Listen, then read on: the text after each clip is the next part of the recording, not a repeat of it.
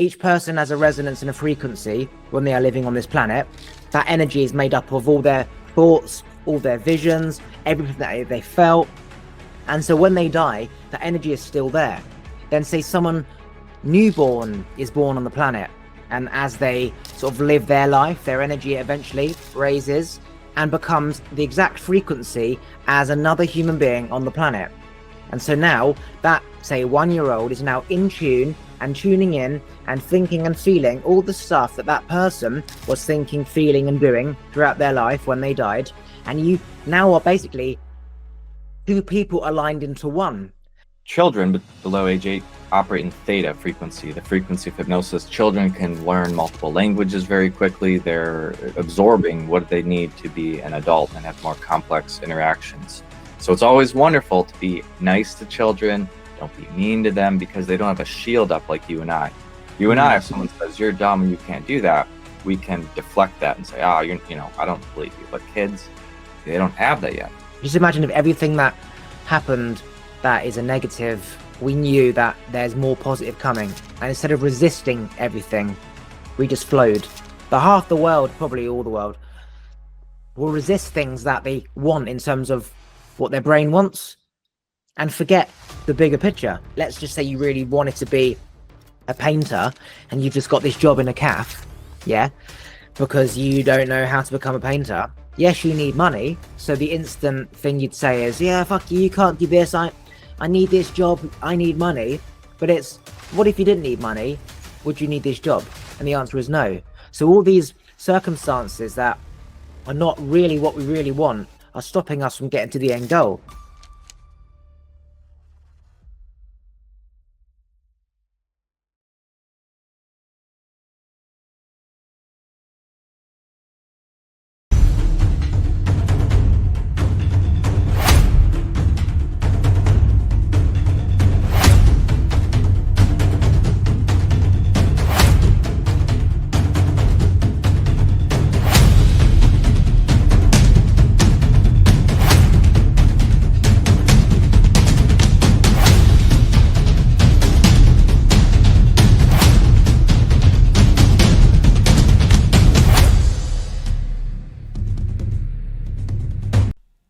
Just quickly, I just want to say a massive thank you to everyone who still listens to the podcast. I started 4 years ago, and since then I've had over 1 million downloads. I get 5,000 downloads per month, and I've had over 200 different guests. So a massive thank you to everyone who still listens.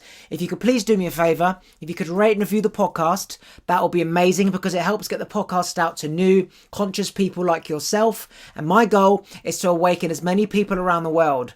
You can also follow me on Instagram. It's YesKingOliver, should you wish to see what I get up to on my day-to-day moments. Back to the episode. So when I was 21 or before that age, I used to have lots of psychic readings, and I was obsessed with trying to work out how the psychic was able to tune in to everything that was absolutely fact in my life. And at that point, I was into ghosts and spirits, and feathers were signs, and everything that I saw was a sign. And then that led me into the world of Derren Brown. And Derren Brown is a master hypnotherapist. He's a magician, he's a mind reader, and that sent my brain on a whole new level. And it allowed me to see that there's more right in front of us than what we can actually see. And so the power of hypnosis is where you can get someone to do something without them realizing. And I was like, well, how are they doing that? Because if you try to hypnotize me, I don't think it would work, because I'd be aware that you're hypnotizing me and I would consciously not choose to follow what you're saying. But then you look at other people who get hypnotized, and it's like they don't have that level of self-awareness to differentiate between what is just happening, which means there's a whole new life in every single person's head that we don't see.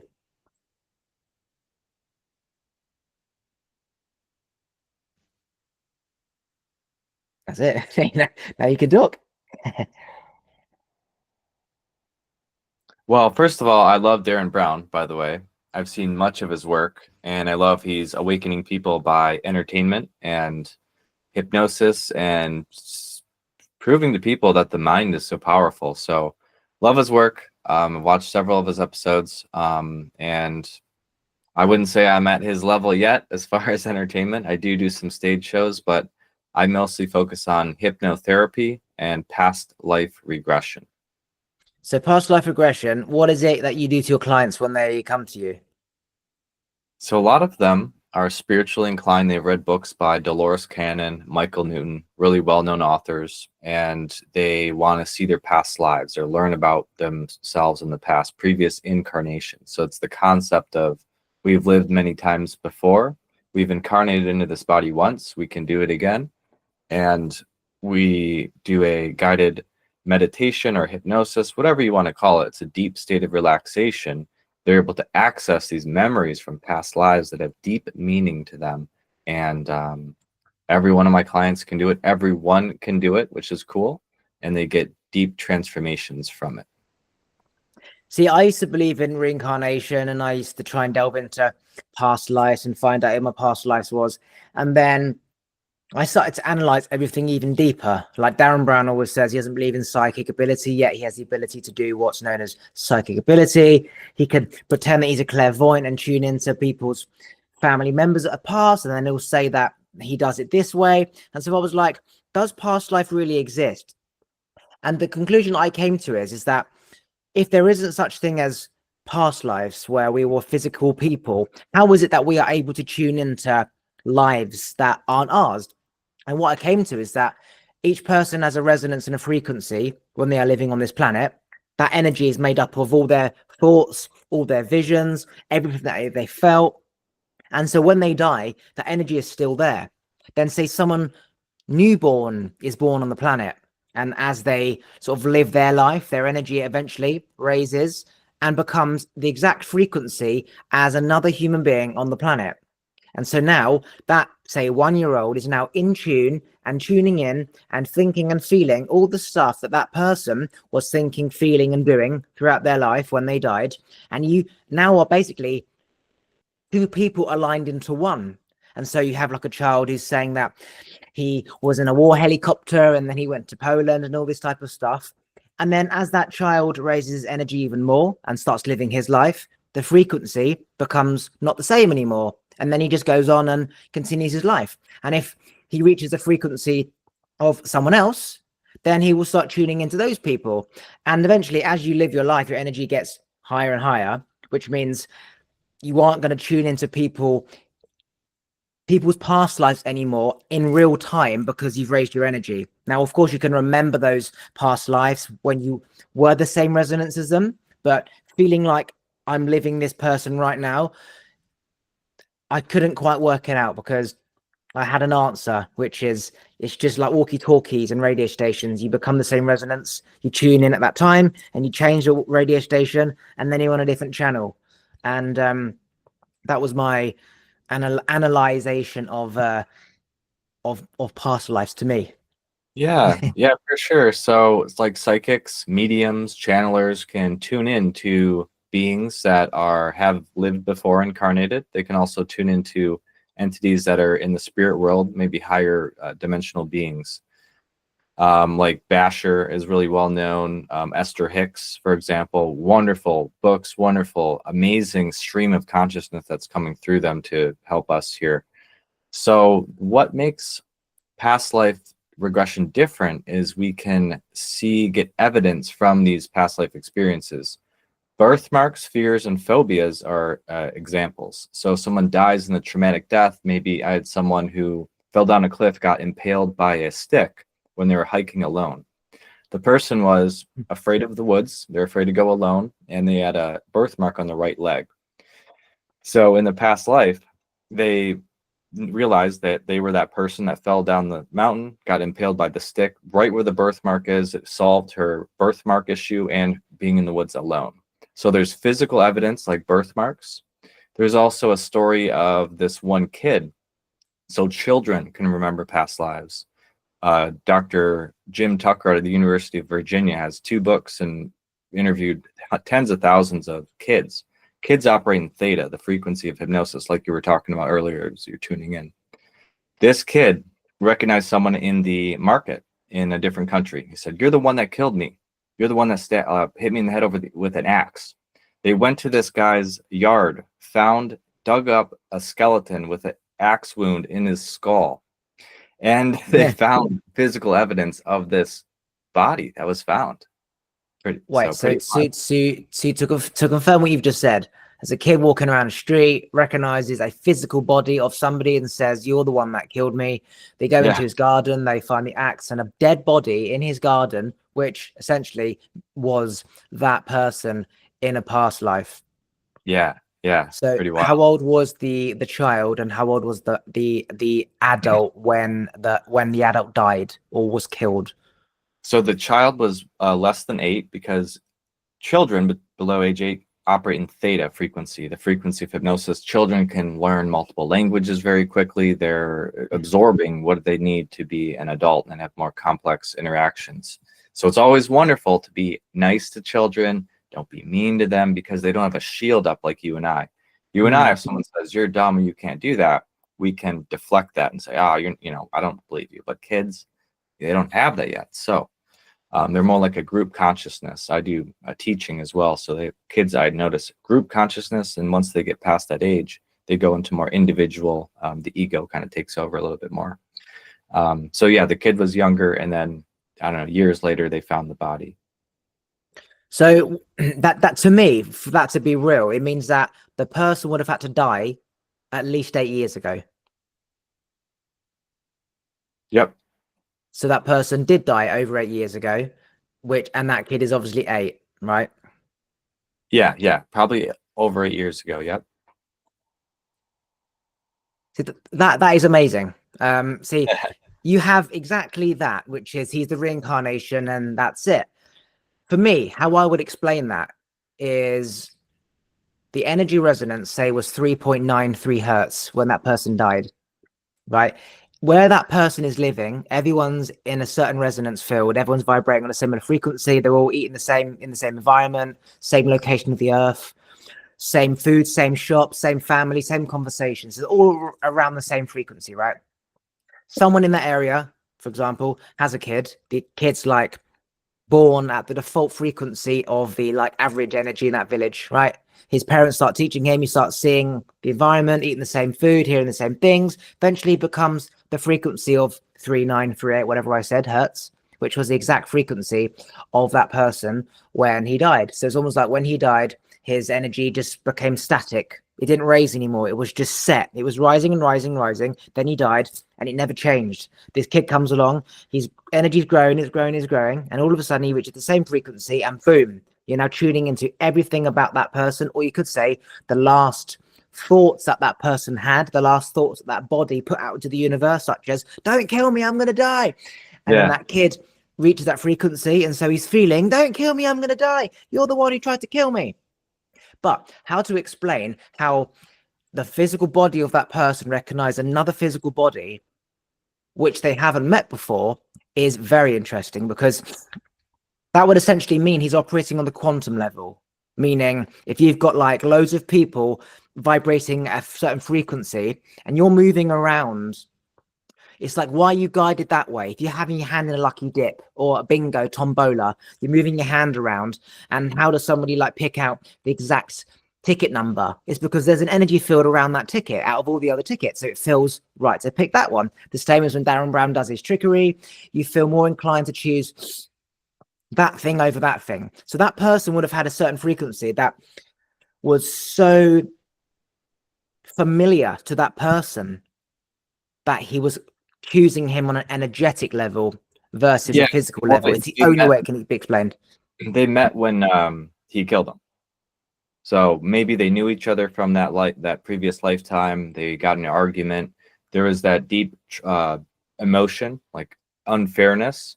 So what happens when we get traumatized before death is that deep emotion happens and we make a vow, or something really happens bad. Just like when we are traumatized as children, our subconscious tries to protect us from that happening again. So it remembers that and says, hey, don't touch that stove, it's hot. Don't touch that thing, don't do that thing, it'll kill you. So that happened to him. It was a deep emotional impact and it stayed with him. So we can regress people to childhood to alleviate childhood trauma, or if it's even further back than that, we can go and alleviate trauma from previous lifetimes. Another point that you mentioned is, will a person remember their past lives the same now as 5 years from now? The answer is typically no. They'll go into different past lives. I've done multiple sessions over years of time with people. Depending on what challenges they're working on, they'll be shown those challenges. So if like today, someone might be shown 3 different past lives of whatever challenges they're working on. As they grow and evolve, in 5 years from now, they might be shown 3 different past experiences or the same past experience with different scenes from those. So it does change throughout our growth and evolution. So, so do we have multiple or one past life? So how I would explain that is right now, depending on my energy, how big it is, how much I vibrate, would mean in a past life, I was a powerful, big, energetic person, right? A leader, a celebrity, a monk, a Buddha type figure, right? Which means essentially someone like Monk didn't have much karma because he dealt with it all, right? So if in the past life he was enlightened and pure, for example, then that means he must have had a shitty life one before, and then in his life he was whole, and so there's not much to come back for. You've kind of done it all. So the people that have the more things to work on have more past lives. So when you divide that into energy, rather than having like a whole energy, you've got lots of different energies making up one energy. So it's almost like having a pie, smashing it on the floor. Now you've got loads of pieces everywhere. Small pieces coming together. It symbolizes to me many past lives, and each past life you get a bit more energy, and eventually you become whole, where you are essentially a leader and just doing your own thing. And the people that have or can't tune into many past lives, I think it's because they were an energetic, powerful leader, whole, pure, enlightened person one past life before, and they didn't need many attempts to come back. What's your opinion on that? Yeah, well, from my experience, we have hundreds, if not thousands, of past lives, and yeah, it just depends on what we're working on at that time. We do come back to clear the karma cycle as well.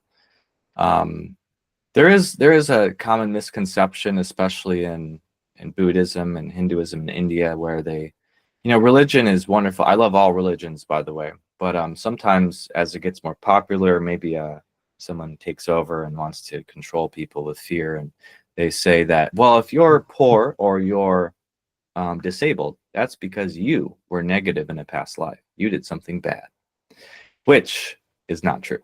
That does not mean that happened. That's more of a fear-mongering thing. Yes. Actually, what I've discovered is bodies will line up for disabled bodies and in harder lives to clear more trauma faster. So they're higher level souls that want a harder mission. They want a harder soul's contract. It doesn't necessarily mean that they did something negative, but there is such thing as an eye for an eye. They're not exactly an eye for an eye, but if you were prejudiced against someone, you might come back the next lifetime and receive that negative interactions. If you, I had this one guy, with his spirit friend, actually, they kept murdering each other in battle, in sword fights, and they'd come back and murder each other. In this life, they were arguing, and one was the boss, one was the employee, and they were constantly getting arguments, and they finally worked it out, and now they're friends. So hopefully they cleared that cycle from happening. Yeah, it's very interesting because, for example, if I think about someone in this life who has a figure that has control over them, I think that in a past life, it was the opposite. So then it'll be like, who in a past life, let's just say public figures, fitted that certain dynamic. So let's just say you had Joseph Kennedy and John Kennedy, right? JFK died. Joe Kennedy was very controlling and basically tried to get his son to where he wanted him to be for him. So then the person in this life, whoever they are, would mean that the Kennedy is now above Joe, right? It flips because it's all about balancing it out. So the thing about the two people fighting in a past life, it's like, well, one person killed the other person. So now the next life is, I'm going to kill you. And then eventually we hopefully balance it out. Yeah. It's always the opposite, isn't it? Like It's everything's the opposite. You take away the thing that you didn't want until it's balanced out and the energy is pure rather than negative, right? And eventually, you can literally just do that with everything. Everyone in your life, every friend who's toxic to you or doesn't treat you well or does certain things to you, you can always work out what type of energy dynamic you were in the past life. And just by understanding that dynamic, you would have the information of how to balance the energy up now, even though you might not know who the person was in the past life. Thinking, okay, this is a pattern here. What was the pattern in the past life? Okay, take that and now do that and balance it. And then for the friend should be a certain way towards you, and you'll balance it out, because it's just balancing out everything. Everyone comes into our life is just a balancing tool to become more pure and have less karma and less negative energy and be in harmony with everything and everyone, hopefully at all the times. Yeah, the universe will continue to test you until you pass the test. So I notice patterns and cycles. So the essence of who you are will remain with you into different bodies. But I've had multiple people as spiritual healers, psychics in this life. They were a witch in the last life. They were a Reiki master in the last life. So they constantly were trying to help people and heal people and learn those lessons. One person didn't speak up and speak their truth in this life. They were in abusive relationships in past lives. And until they clear that throat chakra, until they speak up for themselves, the universe will continue to put people in their lives to block them. So, yeah, the universe is a great teacher, but it's a harsh teacher. One guy near-death experiences are a good example of this, of people just have this experience, then they dramatically change their lives after, typically for the better. They go on a different trajectory. They get a second chance. So this one guy was in past life regression, and he was stabbed at nighttime by strangers, and they didn't know what happened. And he said, "Oh, that his higher self came forward, and why did this happen?" I asked, and it said, "Well, those were his spirit friends. They were helping him."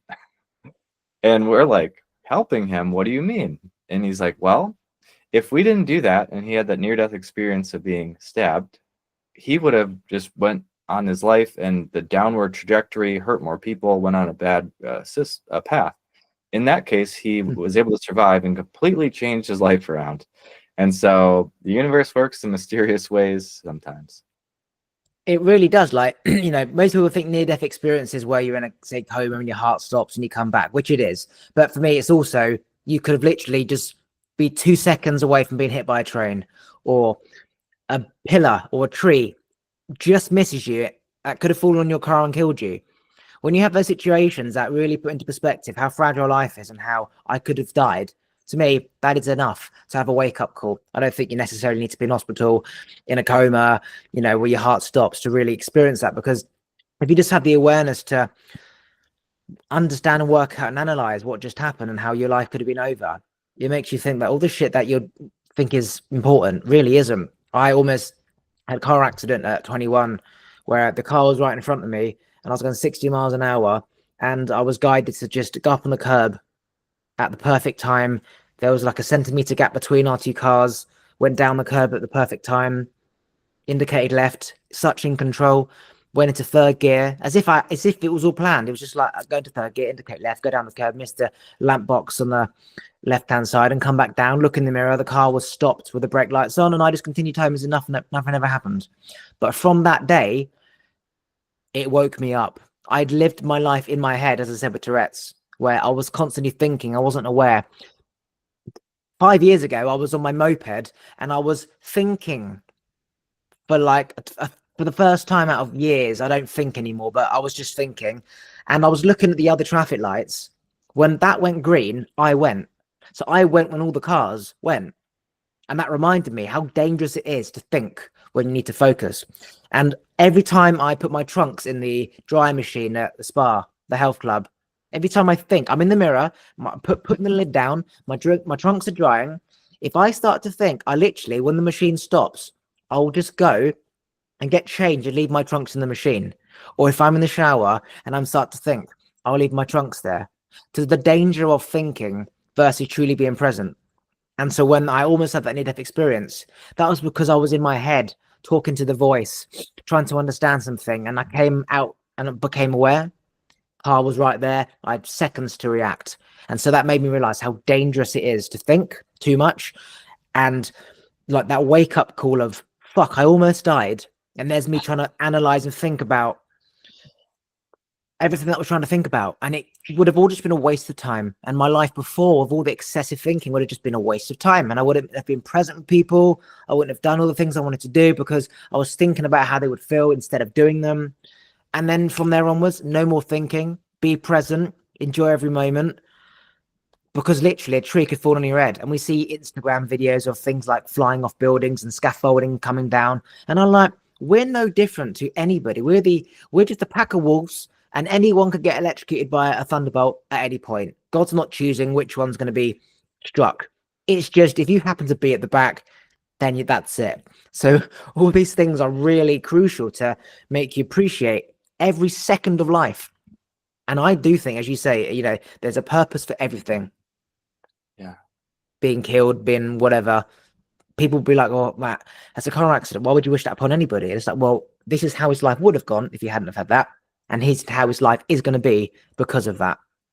Yeah, absolutely. Yeah. And, sometimes it's not like an accident or a near-death thing like that, but it could just be a breakup or you get fired from your job and you just feel devastated and you go down this deep depression and feel horrible. But at those times, you got to dig deep down and find your purpose. And sometimes, there's some grief involved if a loved one dies. We've all can relate to one of those three examples I mentioned.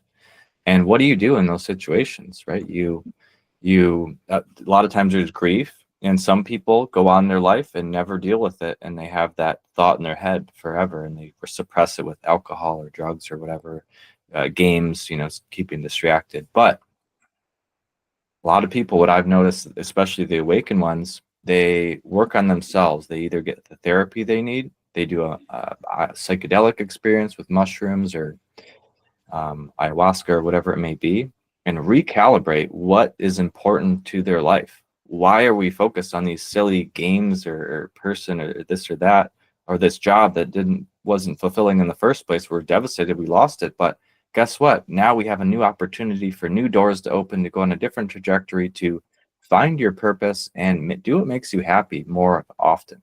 So do what makes you happy. And it's hard. I know, guys, it's hard. I've been through these situations before, and it takes a lot of guts, and you got to dig down deep to find the reasons for living and purpose. But once you do that, whether it's therapy or an experience or just really thinking about what makes you happy, you'll be so much more happy afterward, and you'll live a more purposeful life and just go on a different trajectory.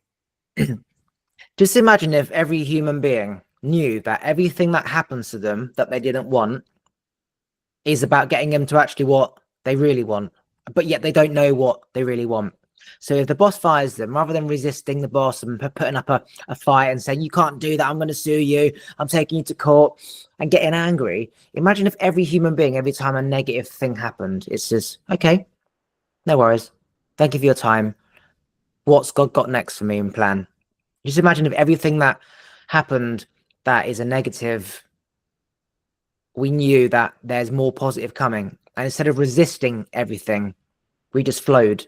The half the world, probably all the world, will resist things that they want in terms of what their brain wants and forget the bigger picture of you don't even really want to be here. Like, let's just say you really wanted to be a painter and you've just got this job in a cafe, yeah, because you don't know how to become a painter. Yes, you need money. So the instant thing you'd say is, yeah, fuck you, you can't do this. I need this job. I need money.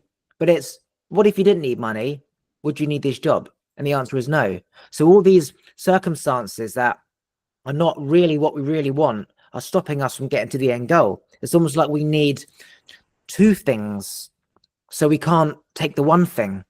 It's almost like we know that we would rather not work, but because of everything requires money and we need to pay our bills, then that's the reason why we would work and put up with shit all day. But what if we didn't have the bills to pay? If the boss said, you're fired, would you resist it? And if everyone just accepted everything that they see as a negative right now and just moved forward and kept moving forward and kept moving forward, it's like, where would you be? And imagine if you know that there's a rule of life, which is everything that comes to you that you don't want. The goal is not to resist it. It's just to go, okay, surrender and move forward. How amazing would the world be? How different would societies be?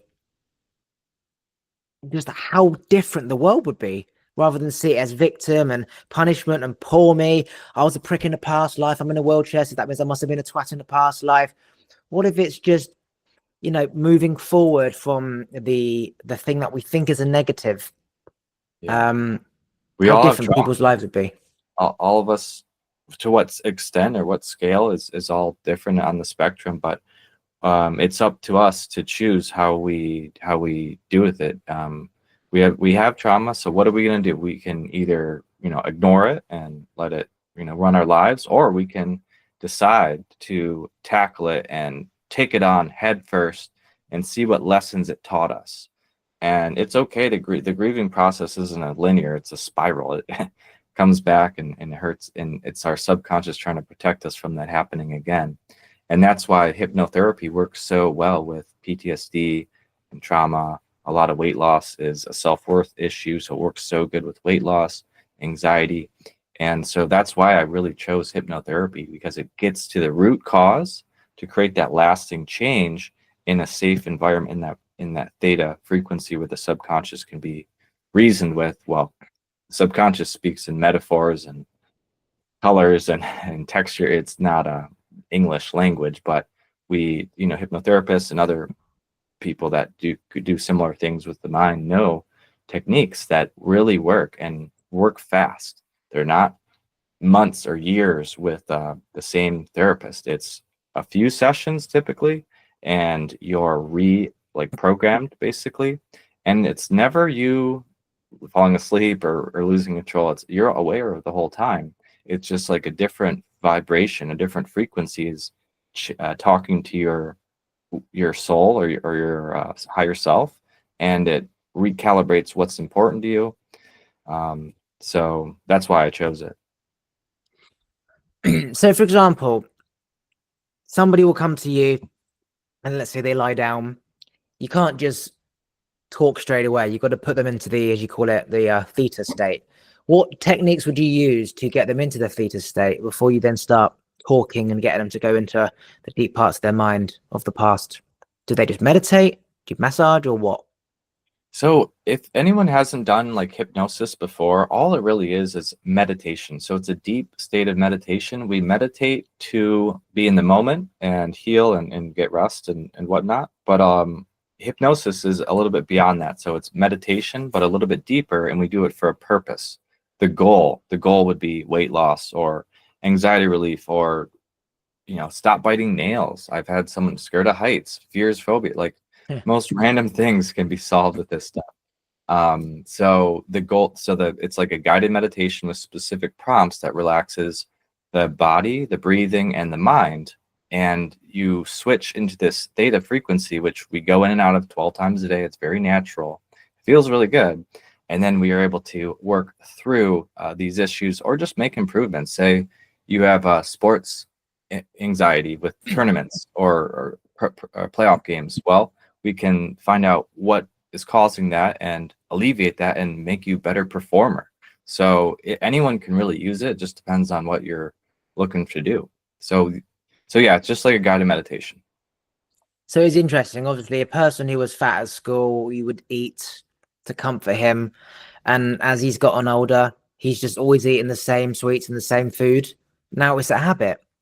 And it's like, well, why is he doing it? And he's like, well, I don't know, just my favorite food. It's not when I go back. Like, why did you start to eat these specific foods? And obviously it will go back to a time when he was bullied at school. Would have been probably a specific day when someone specifically said something and he went to that thing and he just latched onto that comfort thing. So going back to that part of the school, you would essentially, you know, take him through that moment, tell him it'll be all right, Or what would you tell that younger self that, if you were there now, it will be, don't let the bullies talk to you like that. You're strong. They don't have what you have. And you smile at them and you shake their hand, and then you come back, and then that should technically, the attachment to that specific piece of food won't be there anymore. And then as a result, he will lose the weight because he's now not eating those Skittles every night before bed. And Love it. That's amazing. That's a great example. You hit it right on the nose, Oliver. Yes, exactly. And it's amazing how that can be applied for every single thing, like with the nail biting, or why somebody is scared of heights, or why someone doesn't like vegetables. Like, I know people who don't eat vegetables, and obviously it goes back to when they were a child, and like their mum was like, eat your vegetables, and then they got hit if they didn't eat the vegetables. So now the child now has this objection to vegetables because it was when the mum used to hit her. And it's like, the person's like 35 and doesn't like eating broccoli and carrots. She doesn't even know why. I don't like veg, but why? I just don't. But why? Mum used to hit me when I used to have a carrot. She used to hit me on the head with a carrot and say, eat a fucking veg. And now they've got a phobia of veg because of the trauma behind the veg. And it's phenomenal, because that is essentially what, life to me is about. It's squeezing the sponge of toxics and traumas and negative energies from this life and past lives that have just become part of our energy field. And our job is to face every single minor detail of thing that we don't want and face it. Why don't I want this? Why am I scared of this? Why do I not like heights? Why do I bite my nails? Why do I still pick my nose and eat it? And I'm 40. Maybe I had no food growing up. Yeah. So I had nothing but bogeys. Wonderful. Yeah, no, those are great examples. Everyone's a little bit different too. Your story is different than the next person's, but something might have happened. It could be conscious, or it could be subconscious, where you don't even remember, or your memory blocks it out because it was so bad. When I was little, I don't really even remember this, but I fell off a sailboat, and I was scared of sailboats for like 20 years. And I didn't even know why. I just didn't want to go on the sailboat, even though it's fun to go on the sailboat. So everyone's a little bit different, and it just depends. And a lot of it is from childhood, because the theta frequency, like I was talking about earlier, we don't have that shield up. But it could be even further back. And that's why I do past life regression, because if it's a trauma that happened in a past life, there's a great book called The Body Keeps Score. And that's where emotion gets caught in the body. All therapists have to read this in America to get their degree.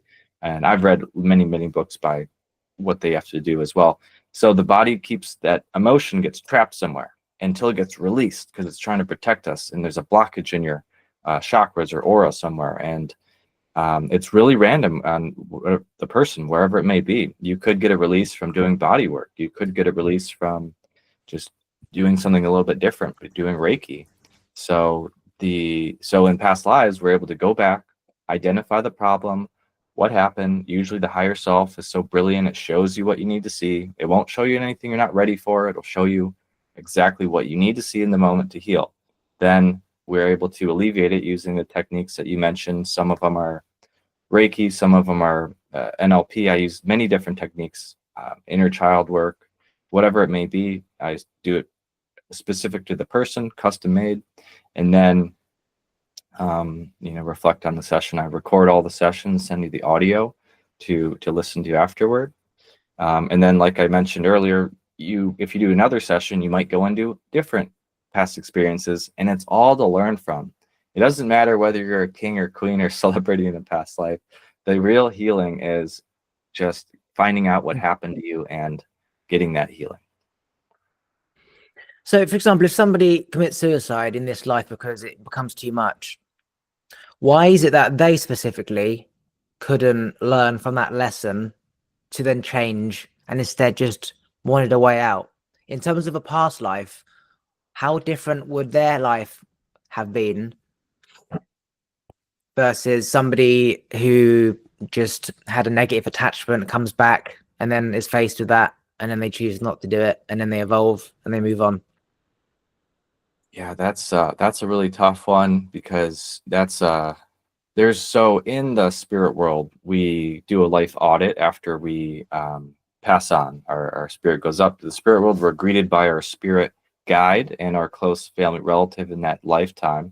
We go to a place of healing, so we heal from the trauma, and we meet with our counsel. And our counsel is not like we think of it. They're not like above or higher than us or lower than us, but we are our own biggest critic in our life audit. We experience what we've done to people, we've experienced what they've done to us, and we get all around like a recording of what happened. So we do an audit and critique ourselves.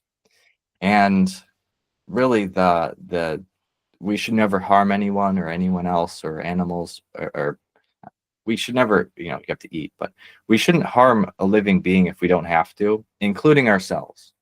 So they say that, harming yourself is kind of like it's not there's no purgatory or nothing, you don't go there, but it's not looked good upon.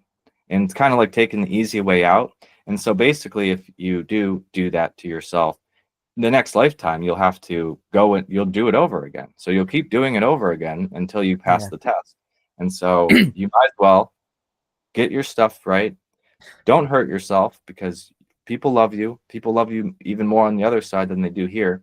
And you're amazing, and you can do it and get through this, because really, if you do that, you'll come back and have to face those challenges again. So why not do it this time? In your opinion, is consciousness in the physical body, which essentially dies in the ground, or is it an energy? Yeah, I think it's an energy then, because I believe the spirit leaves the body right as we die, or before it if we're being tortured or something, but it'll leave the body pretty fast. So let's just say that right now, to me, consciousness is being aware that I'm conscious. Without information and language and learning the words of consciousness and awareness and I am here and blah, blah, blah. If I close my eyes and I go into a deep meditation and I can't feel my body anymore, I'm aware. Even if I've not got the voice saying, okay, you can't feel your body, you're aware that you're still here, but you can't feel anything. If I just have a feeling of I'm aware, is that what it will feel like, in your opinion, when you die? When that body goes in the ground and it becomes ash or whatever, I just have this awareness of I'm aware, which means if we reincarnate into another body, I should have that feeling of I'm aware. But at what point do I now see? And I become aware that I am seeing myself as an awareness being. You know what I mean? If when death happens, you can't see anything, but you're still aware. And then it's almost like you turn the light on and you can see everything again, but now everything looks different. Your parents look different. The outside looks different. You could be across the world. Yeah, they say it feels really good, actually. It's like weight has lifted off of you. We hold on to a lot of trauma in us, and pains and aches and stuff like that. And when we leave the body, we dissolve the ego completely. The ego is the animal reptilian body that we have. So it's not reptilian, but there's a part of the brain that's the reticular activating system. That's what I'm referring to. So we dissolve the ego completely and leave the body, and it feels so good. It feels like love and harmony, and like we're better than having a child. It's like an amazing feeling that it's almost like a dream that we're in currently. And so we leave the body, and we get expanded consciousness, and we're able to understand more deeply. So it's I help people not fear death, because some in our religion here and Christian, they say, well, if you sin, you're going to hell. And the absence of that I've never had anyone go there ever. So we don't need to fear. And so when we do pass on, our consciousness leaves, the ego dissolves, feels like a weight is lifted, and you see immediately. So for example, if I'm near-death experiences, the near-death experience, I wanted to mention near-death experiences is a great example of that, of like proof, because there's thousands of books now on it with defibrillators and bringing people back to life. People can explain what it feels like. Yeah, and it's always the same story. So imagine that I'm in a deep meditation and I'm expanding my consciousness and I get all these tingles and I become more aware of feeling. Is that in my body or is that energy? Which means if it is just energy and not body, it means that I can take my body away and still feel that those tingles and feelings. So then it's like my consciousness can feel, but then what is feeling? That means feelings not in the body. That means feelings in the energy. So does that mean that our body is just a receptor that is resonating the energy field, so we can feel it also like two tuning forks? You can make one fork vibrate and that's fine. You can feel that, which is the energy. But then if there's a body next to it, that's also the same energy, then that will start to vibrate as well, like two tuning forks. And then you're both feeling it, body and energy. But really, take away the body, the energy is the main tuning fork that is feeling. Right? Yeah, that's a good example. That's a good perspective.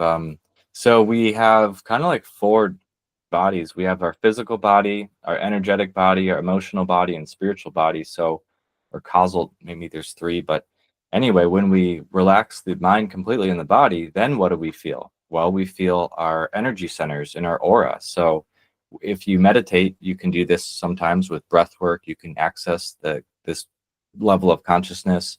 You're like tuning in, like you mentioned. If you can't do it through there, mushrooms or psychedelics can help you really feel that those areas of ourselves that aren't our physical body.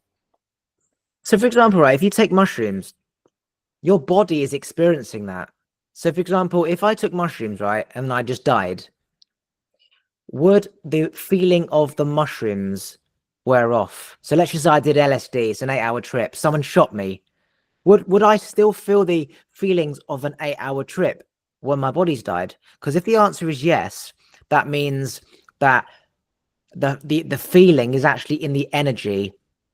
If the answer is no, then the feeling's in the body, which means consciousness might be in the body.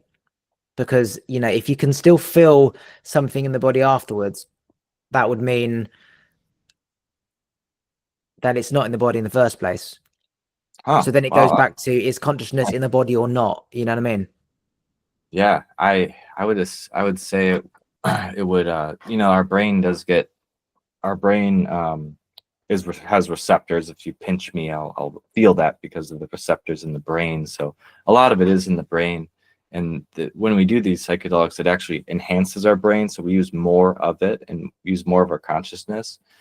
But I think that's more of a human thing with the ego. I believe when you move on, you would drop those substances. However, there is several stories of people who are heavily addicted to lower vibrating substances like alcohol and things like that, and drugs. But and in the spirit world, they'll kind of search around for beings that are on those drugs and stuff like that, but they can't do them. They're just searching around and they can't. They can never get their fix because they're in the spirit world. They're not in the physical anymore. So there's a few stories like that. And so, yeah. Wow.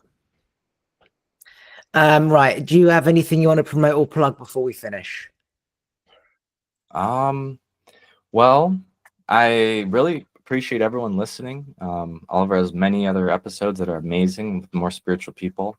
I do what I do because I love it. I'm passionate about it. I have helped hundreds of people do past life regressions, and I love doing this. I do it online, so I can do it remote with people from all over the world. And it typically only takes one session with me. So if you've done it before and it didn't work, if you've never done it before and not sure, everyone can do it. I guide people through this every week, and I record the session and send you the recording. I have several of my recordings on my YouTube channel. I have my Instagram, which is my main journeys into past lives. So journeys _into _past _lives. And that's where I do like every other day. I do different videos on it. So if you guys are interested, check it out, and appreciate everyone. And if you had one day left to live, what is the one thing that you would tell the rest of the world? Be the change you wish to see in the world. Thanks for listening. If you like this episode, please remember to subscribe, turn the bell notifications on, like the episode, and comment below. And if you want to follow me on Instagram, it's YesKingOliver. Take a look at the other videos to your side. And if you just want to listen to this podcast, you can do so on Apple and Spotify and most other platforms by going to talkwitholiver.com.